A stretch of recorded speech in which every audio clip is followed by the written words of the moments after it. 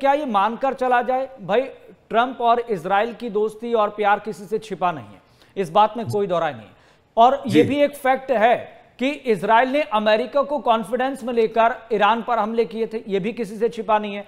लेकिन अब ऐसा लग रहा है कि अमेरिकी राष्ट्रपति ट्रंप और बेंजामिन नेतन्याहू के बीच कोई मतभेद दिखाई दे रहा है, क्या ये समझकर चले हम?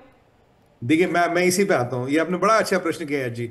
सबसे पहले जब मैं पुराने प्रश्न में एक लाइन रहती थी, जी तो ये इजराइल कर्ट्स बेंजामिन नेतन्याहू इस तालमेल से हैप्पी खुश नहीं थे, और वहां पुतिन खुश नहीं थे। तो जी वो एक बहाना ढूंढ रहे थे कि कैसे इसको डिसरप्ट किया जाए। जब ये बेदुइन की और इसकी ड्रूज की लड़ाई हुई, ड्रूज के नेता बेंजामिन नेतन्याहू के पास गए। बेंजामिन नेतन्याहू ने खुद डायरेक्टली स्ट्राइक ऑर्डर की, बोला आप आईडीएफ जाके स्ट्राइक करो, 250-300 लोग मरे। क्योंकि ये जो जोलानी थी, इसकी सेना जो थी वो दूसरा जो है आपके बेदुइन, उनकी उनकी उनकी मदद कर रहे थे।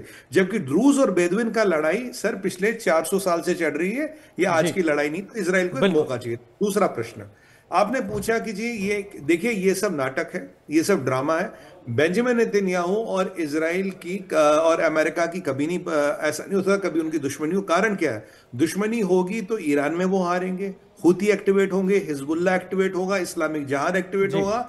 और ईरान में जो पीएमएफ है, पीएमएफ ऑलरेडी एक्टिवेट हो चुका। होतियों ने 2-2 जहाज डुबा दिए, और यहां करीब करीब 70-72 छोटे बड़े जिहादी संगठन है जो अब भी जी ईरान की छत्र छाया में है। अगर यह समन्वय टूटा तो अमेरिकनों के लिए और पूरे यूरोप के लिए एक बांध टूट जाएगा, और जो उसको संभाल नहीं पाएंगे। बट अब आप सब पूछेंगे कि भाई ये फिर ये ड्रामा करने की जरूरत क्या थी?